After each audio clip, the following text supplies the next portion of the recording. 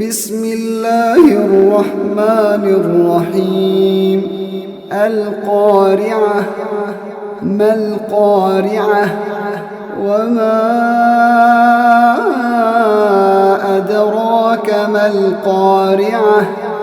يوم يكون الناس كالفراش المبثوث وتكون الجبال كالعهن المنفوش.